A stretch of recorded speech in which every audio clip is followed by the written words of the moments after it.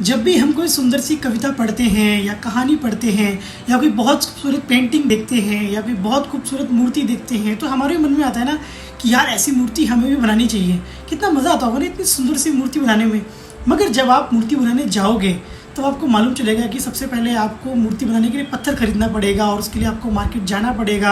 और आपको अच्छा पत्थर देखना आना चाहिए। और अगर आप बहुत अमीर नहीं हो तो आपको उस पत्थर को खरीदने के लिए मोल भाव करना पड़ेगा और फिर आपको रिसर्च करनी पड़ेगी कि मूर्ति को बनाने के लिए कौन कौन से औजार चाहिए। फिर आपको उनको भी खरीदना पड़ेगा, उनके लिए भी मोल भाव करना पड़ेगा। फिर ये सारा सामान खरीद के टेम्पो में लोड करवाओ, फिर अपने घर पे आओ और फिर से अगर आप बहुत अमीर नहीं हो और आप कारखाना अफोर्ड नहीं कर सकते तो फिर अपने घर पे सारा सामान अनलोड करवाओ और सारे घर में फिर सारा सामान फैल जाएगा। फिर अभी तक तो आपको मूर्ति बनाना आता ही नहीं है, फिर आपने वीडियोस देख के या किसी की हेल्प लेके मान लीजिए मूर्ति बनाना शुरू भी कर दिया तो शुरुआत में आपके बहुत सारे पत्थर खराब हो जाएंगे क्योंकि आपको शुरू में मूर्ति बनाना नहीं आएगा और बहुत सारे आपका रिसोर्स जो है वो वेस्ट हो जाएगा। और फिर से अगर आप बहुत अमीर नहीं हो तो आप बहुत सारा रिसोर्स वेस्ट भी नहीं कर सकते और फिर आपको पता चलेगा कि यार आप जो बनाना चाह रहे हो वो तो बन ही नहीं पा रहा है और फिर आप फ्रस्ट्रेट हो जाओगे और आप थक जाओगे। और मुझे पता है कि मेरी बातें सुन के आप बोर हो रहे हो, पर मेरा मकसद ही यही है। मेरा मकसद ही आपको बोर करने का है और आपको ये समझाने का है कि किसी भी खूबसूरत चीज़ को अगर बनाने की कोशिश कर रहे हो